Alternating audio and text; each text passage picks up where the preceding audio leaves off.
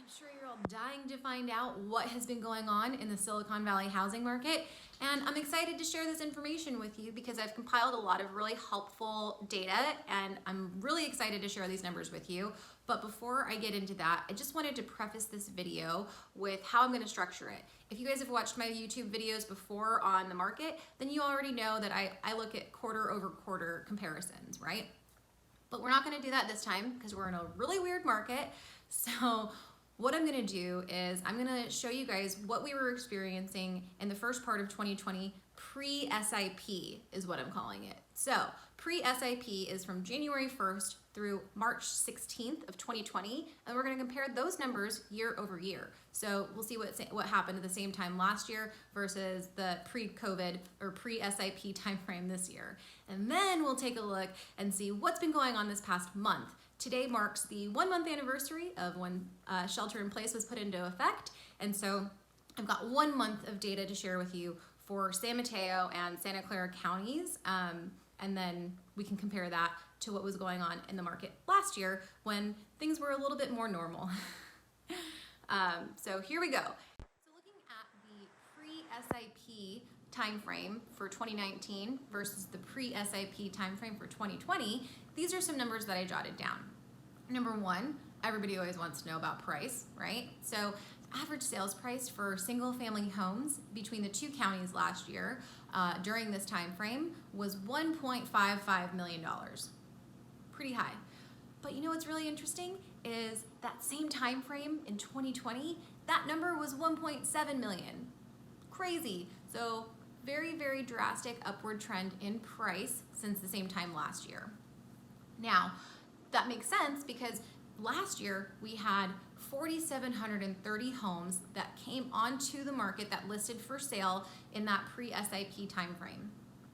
This same pre-SIP timeframe in 2020, we saw less inventory come on. So we had over 4,700 units come on last year, and this year we just had barely 4,000 units come on, a little over 4,000 units that came on the market. So even before all this SIP stuff was happening, we were already operating under, a lower inventory level. So that's something to know. And then homes that went under contract. Last year, we had 3,280 homes that went under contract in this time frame. So that means that they were listed for sale, and during that January 1st through March 16th time frame, the sellers received an offer and they accepted it and they went into contingent or pending status. So 3,280 of those units that went contingent or pending compared to 2,908 units. So comparable, but I think because the prices were starting to get out of people's reach, not as many buyers were able to afford those crazy prices, which is why we saw about 300 difference between the number of homes that went under contract last year versus this year. So that is my pre-SIP 2019 versus 2020 comparison. I hope you enjoyed that information. And now we can get to the really fascinating and really relevant information, which is what's going on right now with the SIP environment that we're currently in. So looking at the numbers from March 17th of last year, 2019, to April 16th of 2019 versus that same time this year. Keep in mind, this data is super limited because it's only 1 month of information and it's only 2 counties that I'm sharing with you guys. So take this with a grain of salt, but at the same time, notice the trends that we're seeing, okay? All right, so now for the price, because I know that's everybody's favorite thing to know about is what's the price, what's happening with prices. For the 2019 SIP timeframe, the average sales price for single family homes was $1.728 million. And that is on trend with what we were seeing in the first part of the video when I was talking about the pre-SIP timeframe. We saw it, was about 1.7, so 1.728 is really close to that. Now looking at the 2020 average sales price for single family homes, this is really interesting. So this number is based on the properties that went under contract and sold, closed escrow, during this SIP timeframe, and so far that number is 1.796 million.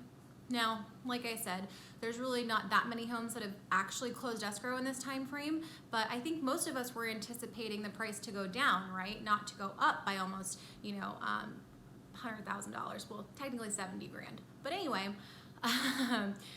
what I wanted to just kind of point out though on this is that these homes that went under contract right after shelter in place was put into effect, the prices were trending up in the Bay Area, right? So this year has been a crazy hot seller's market already before SIP was put into effect. And so I don't think we're gonna start to see the prices come down for the next couple of months because there's usually like a 30-day lag time. But anyway, interesting stuff.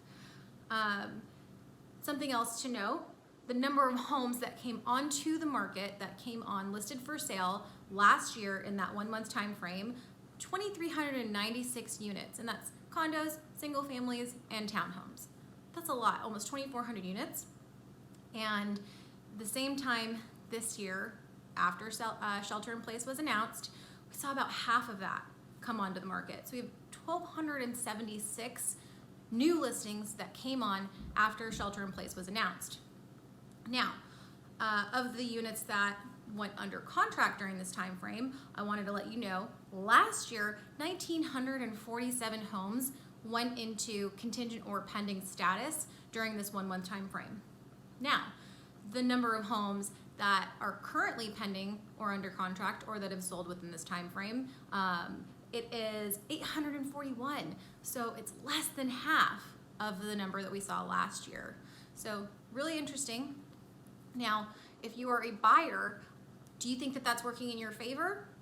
I think so, right? In this crazy, crazy Silicon Valley home market, normally my buyers have to compete against sometimes 10 or 15 other offers, which is absurd. And so if you think about that, do you want to be a buyer that's competing against 10 or 15 other offers? Probably not. So if you could take this time right now, maybe you are one of those few people who has a stable job and is thinking about buying a property right now, this could be a really great time for you because you're not going to be competing against a lot of other buyers. There's still buyers that are actively looking, the ones who have to move, right? But for the most part, people are actually sheltering in place. And the California Association of Realtors actually has been stipulating that we are not allowed to do any showings on owner-occupied homes. So if you're trying to see a home and it's owner-occupied, technically it's against the law right now.